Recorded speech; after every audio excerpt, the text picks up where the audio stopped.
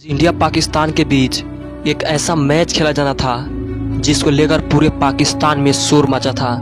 सभी पाकिस्तानी इस दिन का इंतजार बहुत ही बेसब्री से कर रहे थे, क्योंकि पाक के पास सालों से हार के रूप में मिल रही जिल्लत का बदला लेने का सुनहरा मौका था। यहाँ भारतीय टीम का एक हार टूर्नामेंट को समाप्त कर सकती थी। 18 मार्च 2012 जगह मीरपुर, जहाँ क्रिकेट की ये दोनों ताकतें आपस में टकराने को तैयार होती है। भारतीय टीम को एशिया कप में बने रहने के लिए इस मैच को जीतना बेहद ही जरूरी था। दोनों कप्तान टॉस के लिए मैदान पर आते हैं। सिक्का उछला, पाक के पक्ष में जा गिरा और मिसबाउल हक ने पहले बल्लेबाजी करने का निर्णय लिया। पाकिस्तान की तरफ से मोहम्मद हाफिज और नासिर जमशेद पारी की शुरुआत करते हैं और पहले ही ओवर में परवीन कुमार की चौथी गेंद पर हाफिज ने चौका लगा अपने खतरनाक इरादे को जग जाहिर कर दिया। उसके बाद नासिर ने बड़े बड़े शॉट लगाने का मन बना लिया। हाफिज तो हर गेंद को बाउंड्री के पार पहुंचा रहे थे और देखते ही देखते शुरुआती 10 ओवरों में 50 रनों के पार पहुंच जाता है। लेकिन अभी भी भारतीय गेंदबाज अपने पहले शिकार के तलाश में होते हैं। इसी बीच हाफिज ने 58 गेंदों पर अपनी 50 पूरा कर लिया। इन दोनों की शानदार बल्लेबाजी ने भारत को बैकफुट पर ढकेल दिया।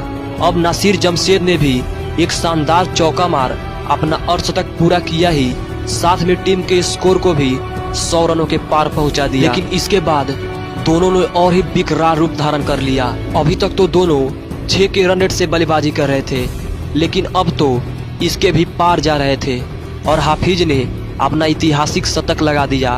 भारत में भारतीय टीम के खिलाफ शतक कितना महत्व रखता है, उनका यह जश्न इस बात का गवाही दे रहा था। एक पाकिस्तानी बांग्लादेश के सरजमी को चूम रहा था।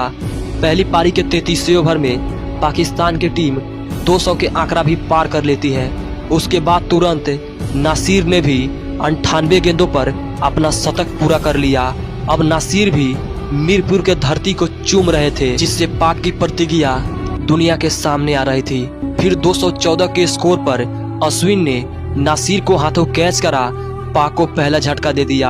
नासिर जमशेद 112 रन बनाकर पवेलियन चल दिए। अभी इस पारी का 15 ओवर का खेल बाकी था और स्कोर में केवल एक ही रन जुड़ा था कि हाफिज भी डिंडा की गेंद पर 105 रन बनाकर आउट हो गए। अब पाक के दोनों सलामी बल्लेबाज वापस पवेलियन जा चुके थे। अब मैदान पर यूनुस नाम का सुनामी आता है और आते ही आते डिंडा को एक चौका लगा देता है।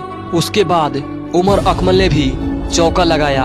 अब तो दोनों ओर से लगातार बाउंड्री आ रही थी, लेकिन तभी परवीन कुमार की गेंद पर अकमल सुरेश रैना को कैच थमा देते हैं। अकमल ने 28 रन बनाए। अब 44 ओवरों का खेल समाप्त हो चुका था। पाक का स्कोर 218 रन पर 3 विकेट होता है। उसी बीच अफरीदी विराट कोहली को कैच थमा देते हैं और मात्र 9 रन बनाकर आउट हो जाते हैं। लेकिन यूनुस खान ने मात्र 33 गेंदों पर अपना 50 पूरा कर लिया। पाक का स्कोर 323 रन होता है। तभी सुरेश रैना ने सदी का सबसे बेहतरीन कैच लपक लिया और बेहद ही खतरनाक दिख रहे यूनुस खान को पवेलियन का रास्ता दिखा दिया। लेकिन यूनुस खान तब तक पाक को शानदार फिनिशिंग दे चुके थे। पाकिस्तान ने 50 ओवरों में 329 रन का टारगेट सेट किया। उन दिनों यह टारगेट बहुत ही बड़ा होता था। साथ में पाकिस्तान के पास खतरनाक बॉलिंग अटैक था। अब ऐसे में पाक का सपना साकार लग रहा था। भारत के तरफ से सचिन तेंदुलकर और गौतम गंभीर की सलामी जोड़ी मैदान पर आती है। पाक का पहला चाल स्पिन को पहला ओवर देना और हाफिज ने पहले ओवर की दूसरी गेंद पर गंभीर को एलपीडब्ल्यू आउट कर पूरी तरह से शांत हो चुकी स्टेडियम में अकेले ही शोर मचा दिया। गौतम गंभीर का विकेट गिरने से भारतीय टीम का हालात पूरी तरह से गंभीर हो गया। अब विराट कोहली सचिन का साथ देने मैदान पर आते हैं और आते ही जाते अपना जोहर दिखाना शुरू कर दिए। अब अपने कैरियर का आखिरी मैच खेलने सचिन तेंदुलकर ने भी चौका लगाया। उसके बाद एक अपरकट जिसे हर कोई देखता ही रह गया, क्योंकि क्रिकेट के भगवान का ये आखिरी पल था। इसलिए हर कोई उनके इस ऐतिहासिक पारी का गवाह बनना चाहता था। अब भगवान और विराट कोहली के बीच मात्र 16 ओवर में 100 रन की साझेदारी हो जाती है। उसी बीच अजमल की गेंद पर कोहली ने चौका मार अपना अर्धशतक पूरा किया, तभी भगवान ने भी इसी सिंगल के साथ अपना अर्धशतक पूरा किया। इस पल को सभी अपने आंखों में समाना चाहते थे।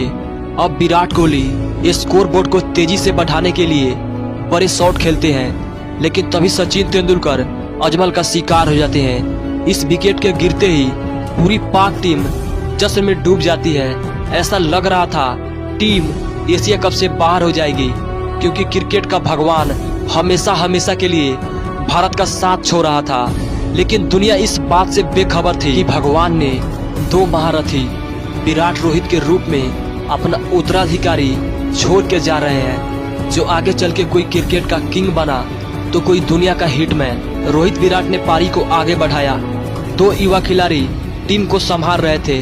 अब भारत को यह मैच जीतने के लिए 25 ओवरों में 169 रन की जरूरत होती है। उसी बीच विराट कोहली ने पाकिस्तान के खिलाफ अपने करियर का बेहतरीन शतक लगा दिया। यह कोहली का विराट जश्न पूरे पाकिस्तान को डरा रहा था। उसके बाद रोहित शर्मा ने एक बहुत ही बेहतरीन छक्का लगाया और फिर अजमल को विराट कोहली ने एक ही ओवर में 2 चौका लगाए। अब भारतीय टीम को 79 गेंदों में 101 रन की जरूरत थी। अभी भी काम अधूरा था, इसलिए कोहली विराट पारी को अंजाम दे रहे थे। तभी रोहित शर्मा का अर्धशतक पूरा हो गया, लेकिन अब विराट कोहली विनाशकारी रूप धारण कर चुके थे और विराट कोहली ने जल्द ही 150 का आंकड़ा पूरा कर लिया और एक ओवर में विराट कोहली ने लगातार 3 चौके जड़ दिए। रोहित शर्मा भी उनका बखूबी साथ निभा रहे थे। भारतीय टीम का स्कोर 300 रनों के पार जा चुका था। विराट कोहली भिगो कर पीट रहे थे। उसी बीच रोहित शर्मा खेल को जल्दी समाप्त करने के चक्कर में आउट हो गए, लेकिन तब तक बहुत ही देर हो गई थी। इसके बाद सुरेश रैना मैदान पर आते हैं। अब 4 ओवरों का खेल बाकी था। 25 रनों की दरकरार थी। सुरेश रैना भी मैच को जल्दी खत्म करना चाहते थे और आते ही बड़े शॉट खेलना शुरू कर दिए। और फिर उसी बीच विराट कोहली 148 गेंदों पर 183 रनों की ऐतिहासिक यादगार पारी खेलकर पवेलियन चल दिए। अब बाकी का काम सुरेश रैना ने तमाम कर दिया और फिर MS धोनी ने विनिंग चौका लगाकर पाक को धूल चटा दिया। पाकिस्तान के भारत में भारतीय टीम को हराने के सपने को चकनाचूर कर दिया। इसी मैच के बाद क्रिकेट के भगवान कहे जाने वाले सचिन तेंदुलकर ने क्रिकेट को अलविदा कह दिया।